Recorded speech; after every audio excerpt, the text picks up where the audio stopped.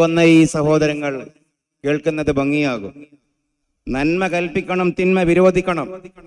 വിശുദ്ധ ഖുർആൻ 31:17. കേരളത്തിൽ ഞാനിത് വായിക്കുന്നതിന്റെ വലിയൊരു കാരണം, മനുഷ്യർക്ക് ഉപകാരമുള്ളത് എന്തെങ്കിലും ഖുർആനിൽ ഉണ്ടോ, ഉണ്ടെങ്കിൽ ഞാൻ ഈ ഖുർആനിൽ വിശ്വസിക്കുമെന്നൊക്കെ പറയുന്ന ആളുകൾ നമ്മുടെ ചുറ്റിടങ്ങളിൽ ഉണ്ട് എന്ന് ഓർത്തുകൊണ്ട് തന്നെയാണ്. എത്ര പ്രതികൂലമായാലും സത്യമേ പറയാവൂ. 4:135.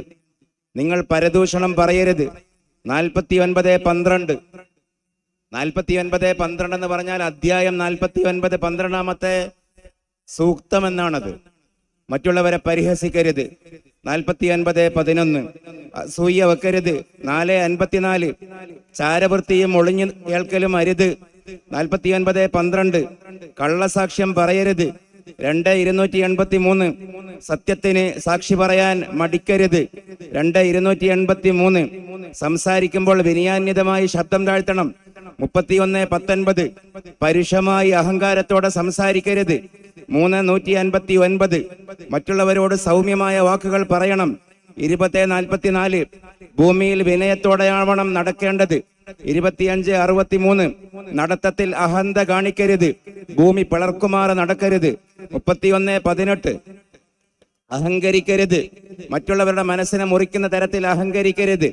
7:13. അനാവശ്യമായ കാര്യങ്ങളിൽ ആനന്ദം കണ്ടെത്തരുത്. 23:3.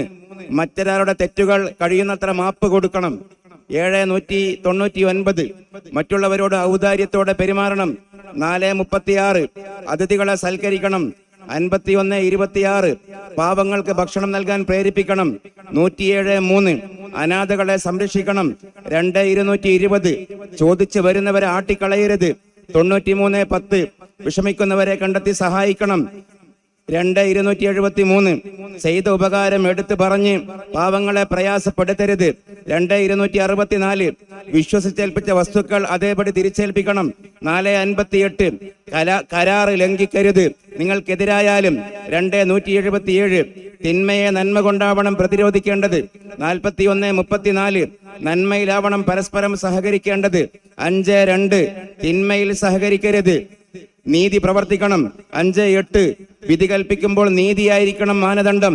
4:58.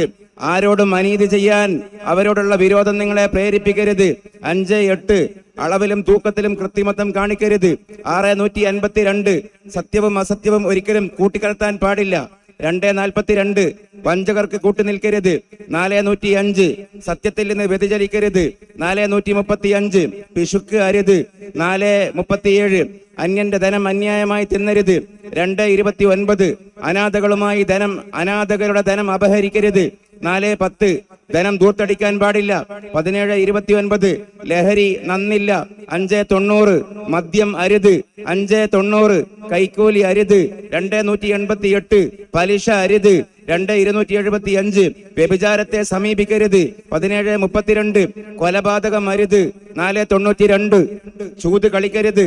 5:90. മറ്റുള്ളവർക്ക് പാഠമാകും വിധം കുറ്റവാളികളെ മാന്യമായി ശിക്ഷിക്കണം. 5:38. ഊഹങ്ങൾ അധികവും കളവാണതുകൊണ്ട് ഊഹാപോഹങ്ങൾ പ്രചരിപ്പിക്കാൻ പാടില്ല. 49:12.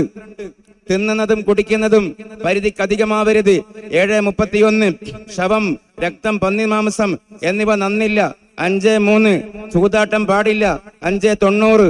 ഭൂമിയിൽ കുഴപ്പമുണ്ടാക്കരുത്. 2:60. മനുഷ്യർക്കിടയിൽ ഐക്യത്തിന് ശ്രമിക്കണം. 49:9. നിങ്ങൾ ഭിന്നിക്കരുത്. 3:103. ഉച്ചനീചത്വ ബോധം ഉണ്ടാകരുത്. ജാതീയത പാടില്ലെന്ന്. 49:13. ദൈവഭക്തിയാണ് ഏറ്റവും വലിയ മഹത്വം. ഭക്തനാണ് ഏറ്റവും ശ്രേഷ്ഠൻ. 49:13. പരസ്പരം കാര്യങ്ങൾ കൂടിയാലോചിച്ച് വേണം സാമൂഹികമായി മുന്നോട്ട് പോകുവാൻ. 42:38. ഇങ്ങോട്ട് യുദ്ധം ചെയ്താലല്ലാതെ അങ്ങോട്ട് കയറി ആക്രമിക്കരുത്. 2:190. യുദ്ധമര്യാദകൾ പാലിക്കണം. 2:191. യുദ്ധത്തിൽ നിന്ന് ചതിപ്രയോഗം നടത്തി പിന്തിരിയരുത്. 8:15. അഭയാർത്ഥികളെ സംരക്ഷിക്കണം. 9:6. മറ്റുള്ളവരെ കണ്ണടച്ച് അനുകരിക്കാൻ പാടില്ല. 2:170. സന്യാസം അരുത്. 57:27. നഗ്നത മറക്കണം. 7:31. ശുദ്ധി സൂക്ഷിക്കണം. 9:108. കോപം അടക്കി നിർത്തണം. 3:134. സമ്മതം കൂടാതെ അന്യരുടെ വീട്ടിൽ പ്രവേശിക്കരുത്. 24:27.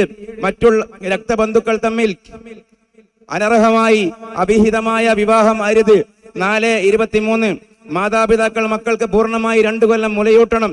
2:233 മാതാപിതാക്കളോട് നന്മ ചെയ്യണം. 17:23 മാതാപിതാക്കളുടെ മുഖം ചൊളിച്ച് സംസാരിക്കരുത്. 17:23 മാതാപിതാക്കളുടെ സ്വകാര്യ മുറിയിൽ അനുവാദമില്ലാതെ പ്രവേശിക്കരുത്. 24:58 കടം വാങ്ങുന്നവനും കൊടുക്കുന്നവനും എഴുതി വെക്കണം. 2:282 കടം വീട്ടുവാൻ ബുദ്ധിമുട്ടുന്നുവെങ്കിൽ വിഷമിക്കരുത്.